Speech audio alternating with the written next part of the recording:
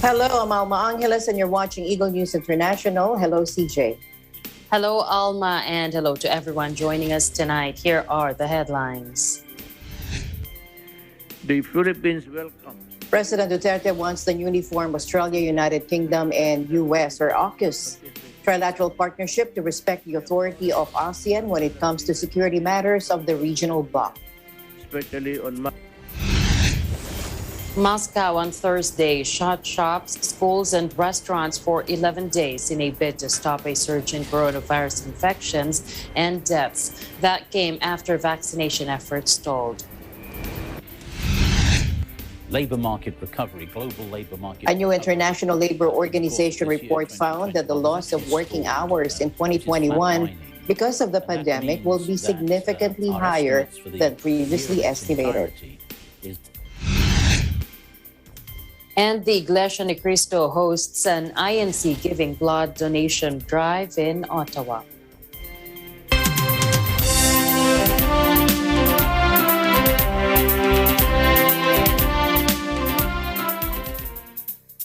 First in our news, President Duterte wants the newly formed Australia, United Kingdom, and United States, or AUKUS, trilateral partnership to respect the authority of the Association of Southeast Asian Nations, or ASEAN, when it comes to security matters of the regional bloc. During his virtual speech at the 9th ASEAN-US Summit last Tuesday, the president said he welcomes the commitment of the AUKUS to help in the promotion of peace and stability in Southeast Asia. But he also said agreements should complement and not complicate the cooperation of nations in the region. Take a look. The Philippines welcomes the U.S. assurance that ASEAN is at the center of its Indo-Pacific strategy. We acknowledge as well as the U.S. commitment to work with ASEAN, especially on maritime security and domain awareness issues. Arrangements such as the AUKUS trilateral security partnership, however, add a new element to consider within the region. We take full account of the statements that AUKUS will promote peace and stability in our region and maintain support for ASEAN centrality. But one thing should be clear for all stakeholders: ASEAN's central role in the evolving regional security architecture must be strengthened, and that this or other arrangement must complement and not complicate our working methods of cooperation.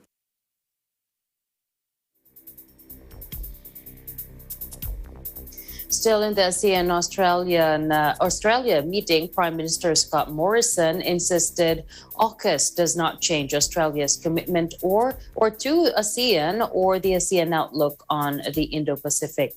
Morrison also vowed that AUKUS does not change Australia's deep, long-standing commitment to nuclear non-proliferation, and we have to listen to this. The United Kingdom and United States, as you know, recently announced an enhanced capability and technology sharing partnership, which is known as AUKUS. All three of us are ASEAN dialogue partners.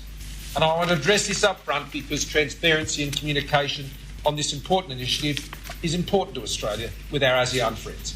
AUKUS adds to our network of partnerships that support regional stability and security. Australia remains deeply committed to international law and the rules-based order that has underpinned regional stability and prosperity, on which all ASEAN members depend.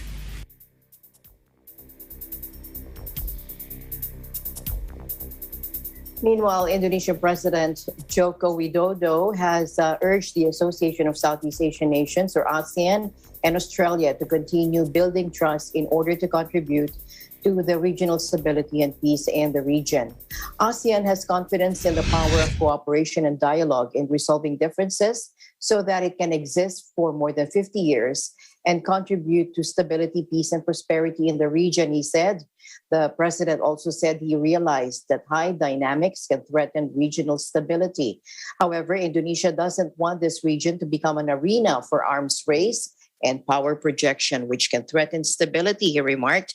Indonesia wants all parties to keep respecting the Treaty of Amity and Cooperation in international law and regional values, he added. The head of state said Indonesia is worried about AUKUS, the trilateral security pact between Australia, the United Kingdom, and the United States, and the planned development of Australia's nuclear-powered submarines under the pact, which may heighten rivalry in the region.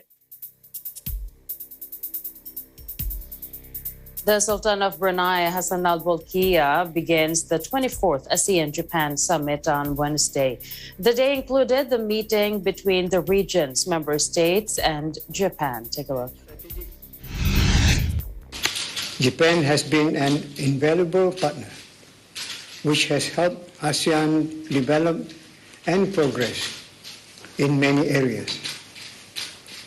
Most recently, Japan has supported our region in addressing the COVID-19 pandemic.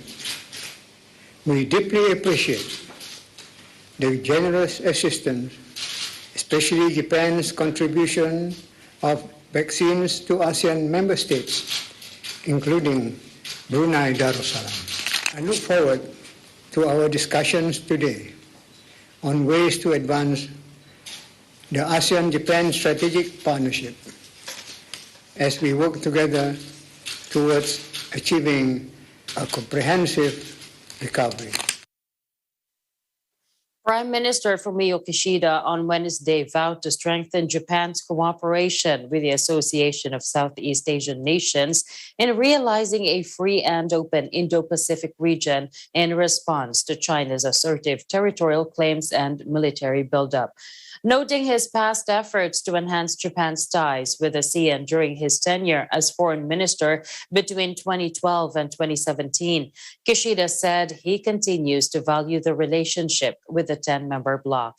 According to the Japan Times, Prime Minister Kishida and ASEAN leaders exchanged views on the situation in the Southeast Asian or the East and South China Seas, where China is increasing its assertiveness, as well as North Korea and Myanmar.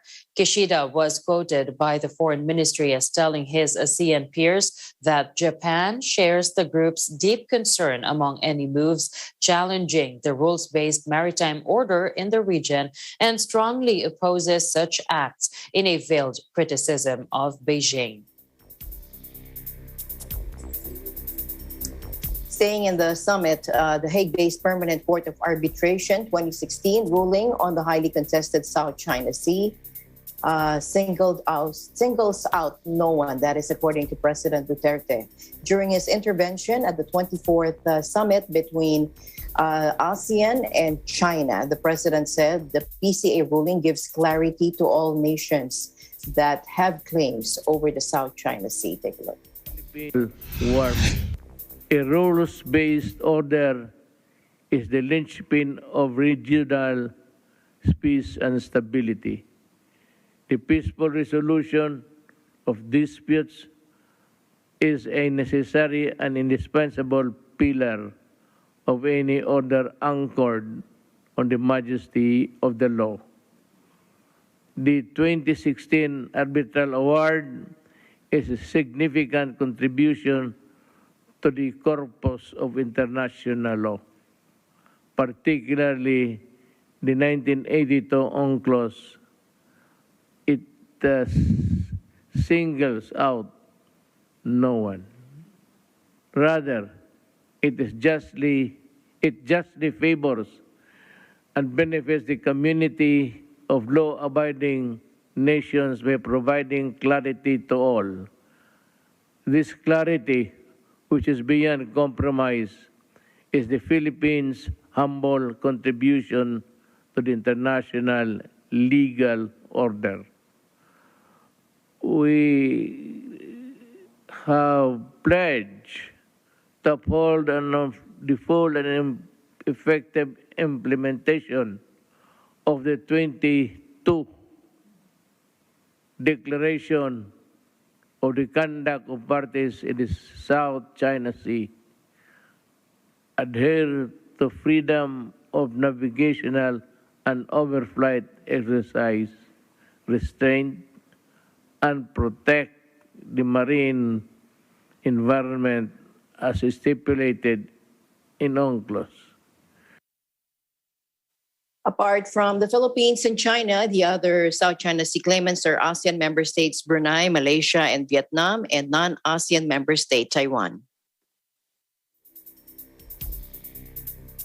India has tested a ballistic missile capable of carrying a nuclear warhead up to 5,000 kilometers, according to the Defense Ministry, in what media called a stern signal to China, as the two remain locked in a border spat.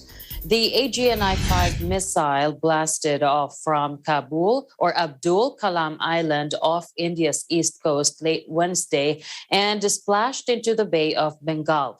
The successful test is in line with India's stated policy to have credible minimum deterrence that underpins the commitment to no first use of nuclear weapons, according to a Defense Ministry statement. The 17-meter tall missile has been tested several times before, but not at night, and local media said that the timing was aimed at sending a signal to Beijing. Tensions with China have been running high since 20 Indian soldiers died in clashes on their disputed Himalayas border in June 2020. The nuclear-armed neighbors have since reinforced the frontier with tens of thousands of extra troops. Meanwhile, a powerful coastal storm knocked down trees and left more than 600,000 homes without power. In the northeastern United States today, the state of Massachusetts was the hardest hit with 495,000 homes without power as of 9 in the morning local time, according to the Power Outage.us website. The National Weather Service called the situation dangerous and warned of hurricane-type gusts of wind and many uprooted trees. The travel is not recommended, according to the National Weather Service in Boston.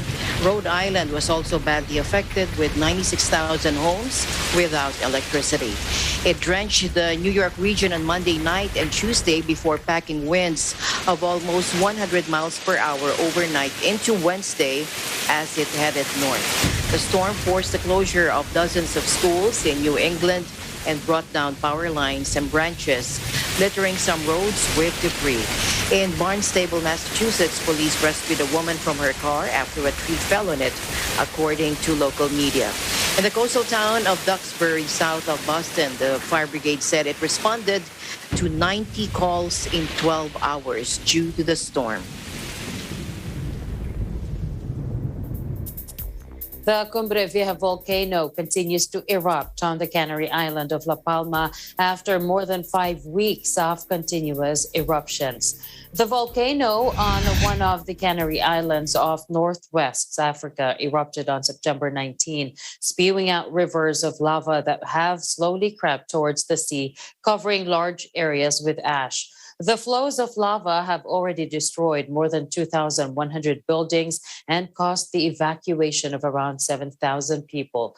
After more than a month of continual eruptions accompanied by minor earthquakes, geologists say they have no idea how much longer it will last. This is the Atlantic Island's third volcanic eruption in a century, the last one taking place in 1971.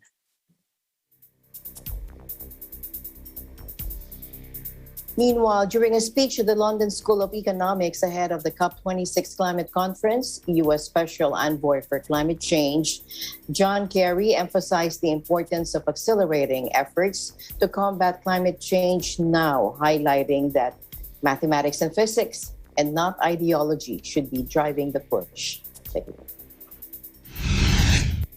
But now, we must significantly accelerate our efforts. That is a judgment not of me or President Biden or of anybody in politics. It's the judgment of the best science and mathematics. That's what this is about. Not ideology, not politics. It's about mathematics and physics.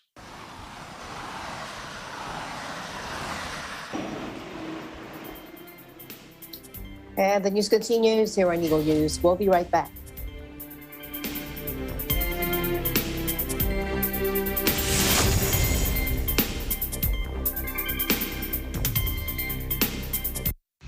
This portion is brought to you by North Luzon Express Terminal. Makabuluhang talakayan. Sapat na po ba yun? Papasok yung 30% sa indoor at 50% sa outdoor para to even break even? Ilan pong mga negosyo ang nagsara po dahil dito po sa pandemya? Malalim na komentaryo. Ngayon, sinasabi essential goods and services. Pero nakita naman po natin sa Dolomite Beach. At may time clock yung mga bata doon. Umaapaw sa impormasyon. Ano ba ngayon ang allotted budget per voter? Yung hindi daw bakunado po ng mga empleyado, hindi sila pinapasweldo. Oras! Pero hindi rin nagpapahuli sa kakulitan. Merong nag-file for the presidency. Hinimok daw siya ng mga alien at ang kanyang plataforma po ay palakasin ang Wi-Fi. At ito si Ali magde-demonstrate paano mag-swimming na may face mask. Kaya, nood na kina Ali Soto at Pati Daza sa ASPN. Ano sa palagay nyo? Kung kayo po ay may pinagdadaanan, daanan nyo lang. Huwag niyong tambayan. Lunes hanggang Biyernes, alas 8 hanggang alas 10 ng umaga. Oras, alas 9:26 na po ng umaga at nagbabalik po ang ASPN. Mapapanood sa Net25 at mapapakinggan sa DZEC, Radyo Aguila at Eagle FM 95.5. Mula noon hanggang ngayon, gabay natin ang MTRCB ratings sa matalino at responsableng panonood.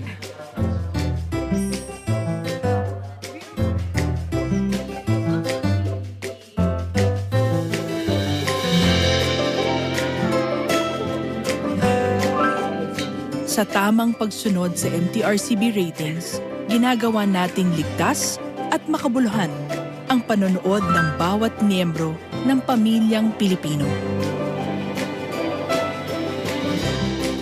Lumipas man ang panahon, hanggang may pamilyang Pilipino, andyan ang MTRCB. Let's go!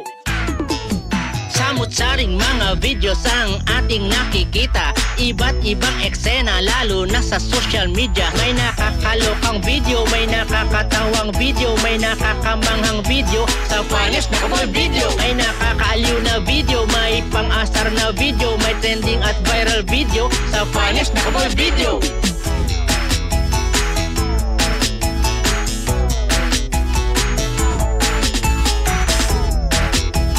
Finest nakabol video.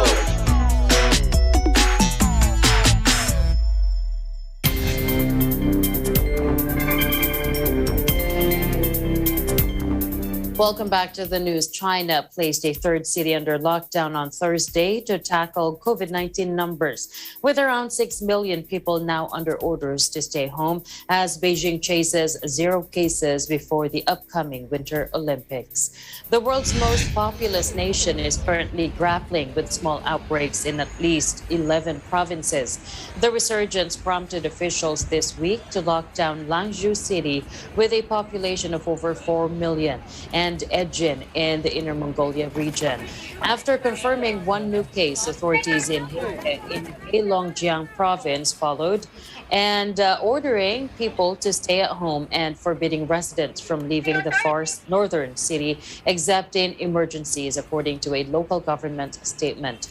Officials in the city, which borders Russia to the north, have also begun testing 1.6 million residents and tracing close contacts of the infected person, according to the statement. China reported 23 new domestic cases on Thursday, less than half of the previous day's number, in a sign that the country's tough disease controls may be working. Meanwhile, Russia reported another record daily rise in COVID cases and deaths. Moscow on Thursday shut shops, schools, and restaurants for 11 days in a bid to stop a surge in coronavirus infections and deaths that came after vaccination efforts stalled. All non-essential services, and including retail outlets, restaurants, and sporting and entertainment venues will be closed until November 7, along with schools and kindergartens. Only shops selling food, medicine, and other essentials will remain open as authorities try to tackle a coronavirus wave that has seen infections and deaths hit new records. New Zealand unveiled plans to tentatively reopen its borders amid growing pressure from Kiwis stranded overseas by some of the world's toughest pandemic travel restrictions. COVID-19 response Minister Chris Hipkins said arrivals from a handful of tiny Pacific Island states would be granted quarantine-free travel from next month, and other low-risk countries would be considered early next year. It is time to reconsider how as vaccination rates have increased internationally, the number of COVID cases being picked up through our MIQ facilities has continued to decline. We now only get 2 to 3 cases per 1,000 arrivals, and only around 1 in 2,000 is detected after 7 days of isolation. In addition, full vaccination will be required for all non-New Zealand citizens travelling to New Zealand from the 1st of November. We are also very aware of the pressure that's been building at the border as the world begins to reconnect, and increasing numbers of New Zealanders here and abroad want to be able to reconnect with their loved ones. So now it's the time to start stepping out a series of changes to our border and to our MIQ arrangements. Step 1. MIQ stays will be reduced from 14 days to 7 days. Travellers being tested at day 0, day 3 and day 6 and undertaking a rapid antigen test before they leave MIQ. They'll then isolate at home for short periods of around 3 days. They'll get a PCR test on day 9 since they returned home, and they will wait at home until that result comes back. The second step allows us to reopen the border to more low-risk travellers, allowing them to bypass MIQ altogether. And we'll start with travellers from low-risk Pacific Island countries, such as Samoa, Tonga, Vanuatu and Tokelau. We've already welcomed RSE workers from those countries without issue. This one-way quarantine-free travel will commence from the week beginning the 8th of November. Travellers will need to be fully vaccinated unless they are New Zealand citizens.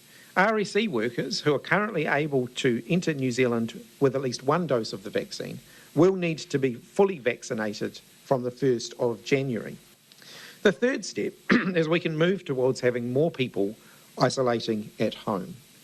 This option will be made available to increasing numbers of fully vaccinated travellers in the first quarter of 2022. However, our priority at this stage is to safely transition to the new traffic light system first and bed that in before adding the additional risk of international arrivals immediately entering the community. When the COVID-19 protection framework is bedded in, 90% of eligible New Zealanders will be fully vaccinated, so we'll have a higher level of confidence than we do right now in allowing international arrivals to go straight into the community.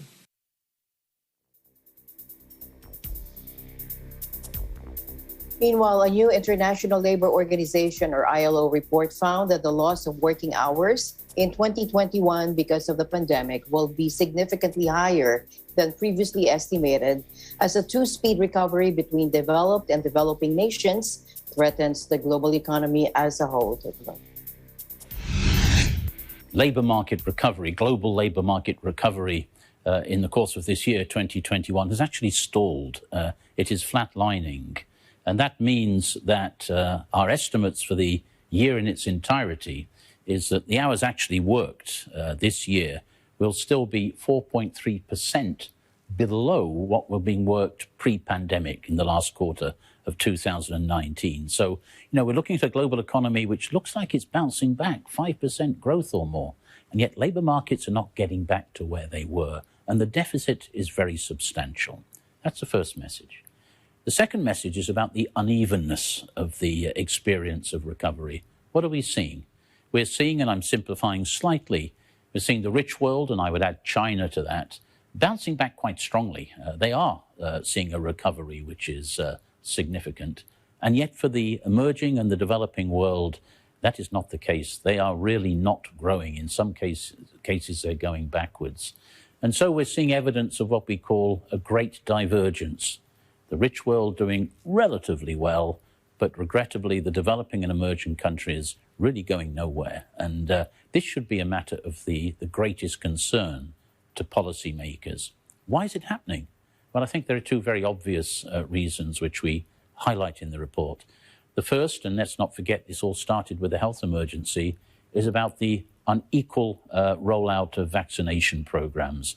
This is well known. The high-income countries are now able to ensure quite high levels of vaccination for their populations.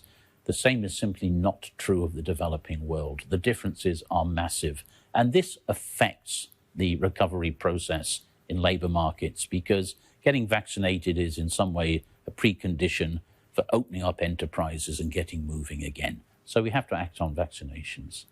The second, and it acts in exactly the same way, I think, is about the uneven fiscal space available to different countries.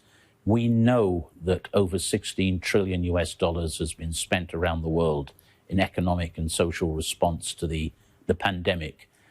But nearly all of that, the vast majority of those resources have been spent by rich countries on rich countries.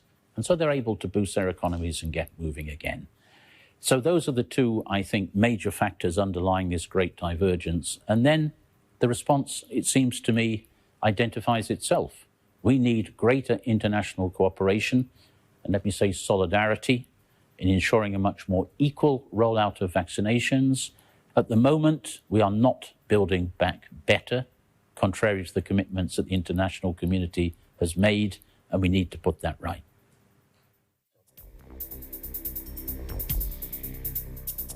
Relief, a Miami-based debt relief startup, is using the ominous business cards from Squid Game as advertisements for their app. In the hit Netflix television series, the cards offer a sinister invitation. The show tells the story of cash-strapped people who volunteer to risk their lives playing deadly versions of children's games for a cash prize. Oh, it's been great, you know. Usually people are like, oh, let me get a card, and then they see, they're like, oh my God, what is it? And then, you know, you give them a smile and you tell them, no, take a look, and they always turn it around and they laugh and they say, wait, you know, what is this? It goes from a little worried, a little playful, a little fun to being curious, and then we talk about it and you find out a little bit more about them. Are they in debt? Do they know anybody else that's in debt? You know, most of them have credit card debt. Sometimes you wind up having... One of the underlying messages in the show is what happens when people are faced with toxic debt and the bad decisions that come out of debt. And as an app that helps the masses get out of toxic debt, it was a light bulb that really went on to where this is a major opportunity for us to spread awareness while the topic of debt is hot through this massive show. The Squid Game experiential marketing that we did, it was a massive win. Not only did it distribute our brand to people that didn't know about it so we can help more people, it got people to talk about their debt openly and have a good time doing it. Because if you could destigmatize...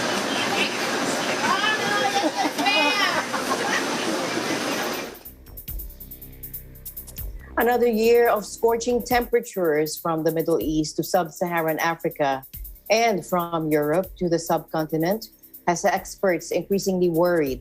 If nothing is done to slow climate change, record-breaking temperatures and deadly heat waves will only become more frequent and intense. And research has shown that. Take a look. Death Valley is the hottest place on Earth, has gotten much warmer in the last 20 years than it was before. Temperatures have smashed records around the world in recent months. This summer, for the second year in a row, Death Valley in California registered an astonishing 54.4 degrees Celsius. If confirmed, it would be the hottest temperature measured on Earth with modern instruments. But since reliable monitoring can be hard to come by, researchers think other places around the world could be even hotter. And these sweltering temperatures are already impacting the lives of millions around the world. परेशान होंदी है बहुत ज़्यादा परेशानी होंदी है जब late चल जाती तो और भी ज़्यादा परेशानी होंदी है It's just unbearable. It's impossible to be out. كلش تعبنا بالعباس، لا نتحمل هاي تشوفنا بالشمس والضيم حالنا. تعب كلش موتنا بالعباس، ذاك اليوم طحت بالشارع. July 2021 was the hottest month ever recorded on Earth, and experts are worried. If we continue putting emissions of CO2 and other greenhouse gases in the atmosphere, not only will this become the new normal, per se, it'll become a much more likely normal than it even is today. Rising temperatures are a driving force behind more frequent and more intense droughts, wildfires, storms, and even floods. Increasing bouts of extreme heat are devastating for agriculture and farming, and they are deadly for humans. L'inondation, c'est quelques morts, peut-être quelques dizaines. Voilà, là on parle de milliers de morts à chaque fois qu'on a une très grande vague de chaleur extrême. Et on sait que ces vagues de chaleur se multiplient. Researchers have found that by mid-century, if the world keeps emitting at the same levels, the Middle East and North Africa, already one of the hottest regions in the world, could experience temperatures of 56 degrees Celsius and higher. These periods of heat could extend. And now the largest comic, sci-fi, horror, anime, and gaming event in North America has kicked off. Asli Sakmar of our EBC Toronto, Canada Bureau has that story. On October 22 to 24, Fan Expo has returned to Canada. Held at its usual location, the Metro Toronto Convention Centre in the city of Toronto. The comic, sci-fi, fantasy, and cosplay-centered event, usually held annually, fell through in 2020 during the first year of the COVID-19 pandemic. As regulations ease up and the numbers drop within the country due to the increase in vaccinations, fans are now able to participate in the 3-day Fan Expo Canada limited edition event. The annual event caters towards comic, sci-fi, and fantasy fans who, through the event, are given the opportunity to cosplay and dress up as characters from their favorite comics, TV series, and movies. The 2021 limited edition event focused on COVID-19 safety measures and regulations, ensuring the safety of all fans, celebrities, and staff. On top of mandatory vaccination requirements, all participants were reminded to bring their own hand sanitizer, practice physical distancing with an aim to keep at least one lightsaber apart from others, and replacing hugs and handshakes with elbow bumps, air high fives, and Vulcan salutes. Although the event looked different from previous years, Fan Expo Canada Limited Edition provided an opportunity for all fans to safely come together as a community. After a long 2-year hiatus from this event, Canadian fans were able to once again see each other and share their love for comics, sci-fi, and fantasy. In Toronto, Asli Sakmar, Eagle News, we live in interesting times.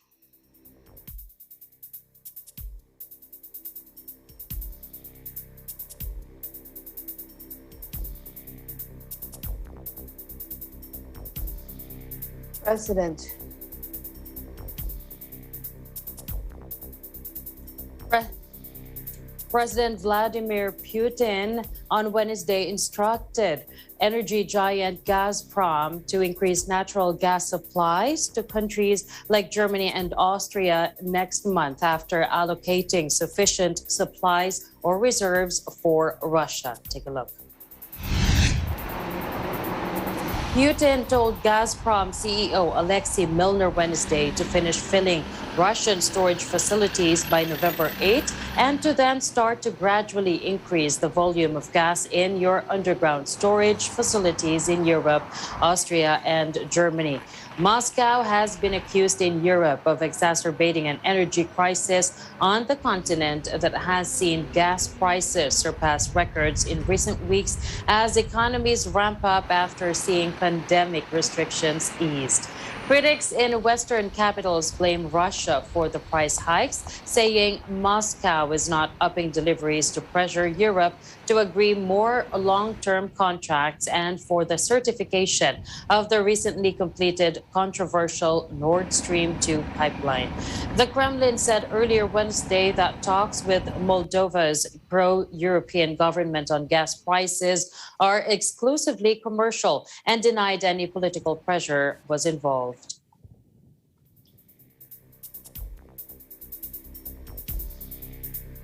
Meanwhile, police Ecuador's Cotopaxi province fired tear gas at indigenous citizens protesting soaring fuel prices as the country grapples with a state of emergency and severe economic crisis. Take a look.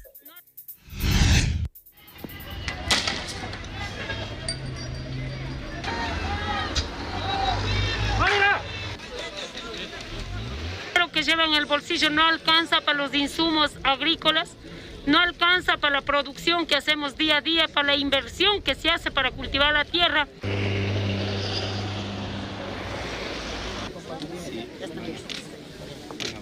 De la República, entendiendo este escenario, congele en $1.50 el diésel, porque ahí él empezó a decidir en este país cuando él fue presidente de la República, y en $2 a $2.10 congele el precio de la gasolina.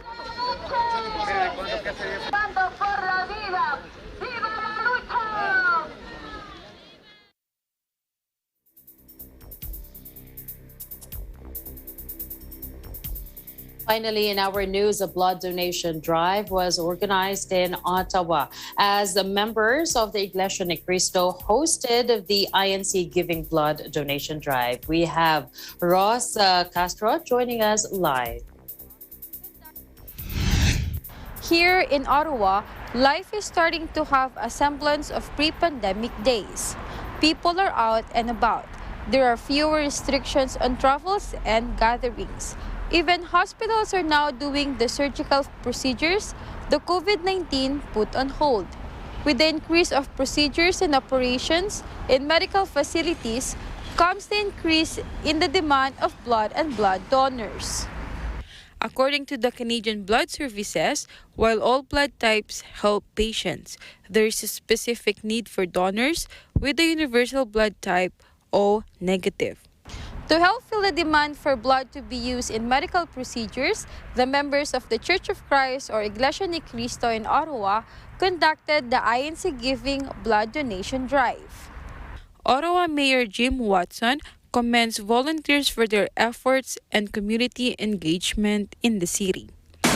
Hi, I'm Jim Watson, Mayor of the City of Ottawa, and I'm very pleased to recognize all of the members and volunteers at the Church of Christ in Ottawa for your continued dedication and contributions in support of your community. As part of your ink giving projects and through your shared faith and compassion, all of you have done so much to give back to your community in meaningful ways, including a cleanup drive, a blood donor drive, and collecting care packages for those in need. You should all be very, very proud of your commitment to your community and to one another. Keep up the great work, and God bless. Thank you. Merci. It is very important to help our fellow men, and in this instance, well, blood is needed all the time. There's a constant need for it. There are people who need medical assistance, and this is our way in helping the people in this part of the world. Today, we're conducting INC Giving Blood Donation to the Canadian Blood Services in Ottawa, as they are in need of blood donors.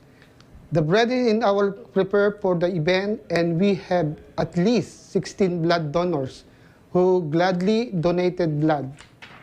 Volunteerism, like what was shown in this event, is truly a way for communities to successfully reopen and rebuild. In Ottawa, Canada, this is Melanie Ronquillo. We live in interesting times.